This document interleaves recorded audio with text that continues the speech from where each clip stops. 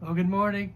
Jim here again. Here we go from the swing. I've been talking about one of my favorite characters in the Bible. His name is Joseph, but really a type of Jesus.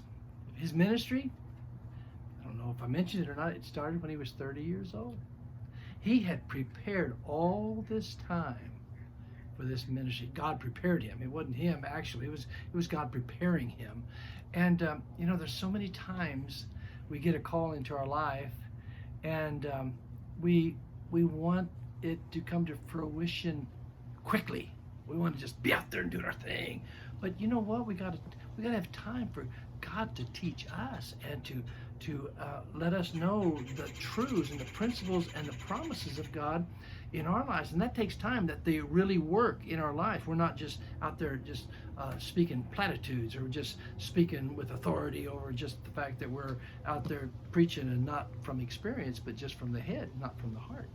People know when it's from the head instead of the heart. They know when it just comes from study and not from experience. And so Joseph had experienced a lot in his 30 years. And now here he is, Pharaoh's second man in charge, and the famine has come. And listen to what it says in that famine, because we're going to see why it all came together, because all that preparation was for a purpose.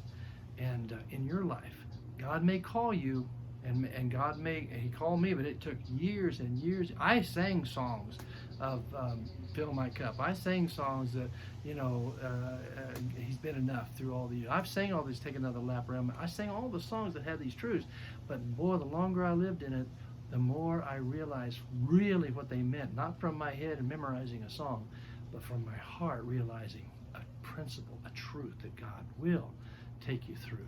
God will see you through. So here it is, they're starting to see now.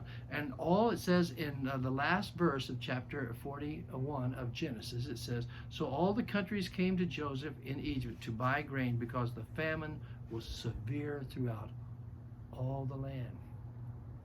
Now, chapter 42, let's begin there. And Jacob saw, now we're going back up to Jacob's, Israel, Jacob in Canaan area. He said, and Jacob saw that there was grain in Egypt. Jacob said to his sons, this is so funny. He says, why do you just look at one another? Have you ever been around and have you ever gone into a staff meeting and they say, now listen, we got to do this and we got to do this, we got to do that, and we got to have hope, we got to set our vision, how are we going to get through this, and everybody just looking at each other. You can't do anything just looking at each other. You got to be some action. So he said, indeed, I have heard that there is grain in Egypt. Go down to the place and buy us some grain, that we live and not die. So Joseph's 10 brothers went down to buy grain from Egypt.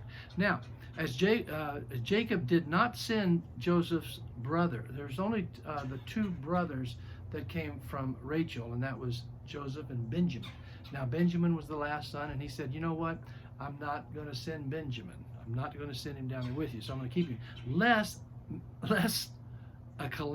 some calamity befall him, because he remembered what happened to Joseph. So he just sent the 10 down. And so the sons of Israel went down to buy grain, and so they journeyed, for the famine was great in the land. Now Joseph was governor over the land, and it was he who sold all the people of the land. And Joseph's brother came. Now listen to what it says. See if you get anything here. And Joseph's brothers came and bowed before him. Ta-da! All these years, there he was. Remember back when he had the robe, walking around and said, come and listen. It's one of these days, sheaves came up and my sheaf stood, and all of yours bowed before me. Remember the stars, all the stars, 11 stars bowed before me, and even the sun and the moon bowed before me. What? All of a sudden, bang, it came to be.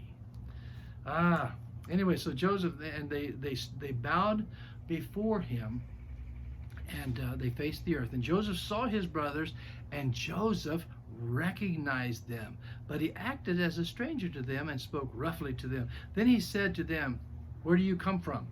And they said, from the land of Canaan, to buy food. And Joseph recognized his brothers, but they did not recognize him. And Joseph remembered the dreams that he had dreamed.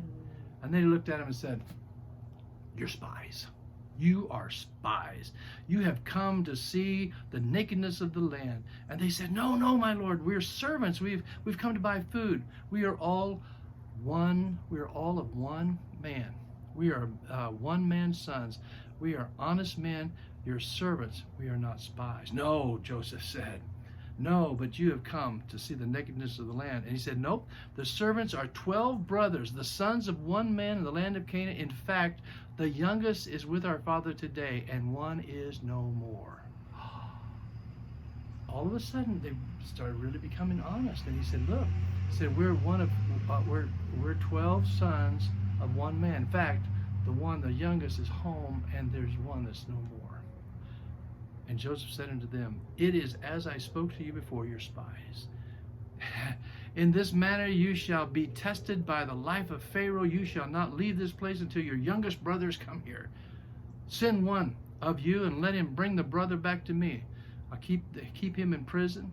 And then it says this, so he put them all in prison for 3 days. Then Joseph said to them on the third day, Do this and live, for I fear God. And if you're honest men, let one of your brothers be confined to the prison here, and you carry the famine of the grain home. And he said, Then bring me your youngest brother. Then they said one to another. Now listen to what they said. Here's what Joseph was listening for. We are truly guilty concerning our brother, for we saw the anguish of his soul when he pleaded with us. We could not hear. Therefore this distress has come upon us. We heard his distress, but we didn't listen.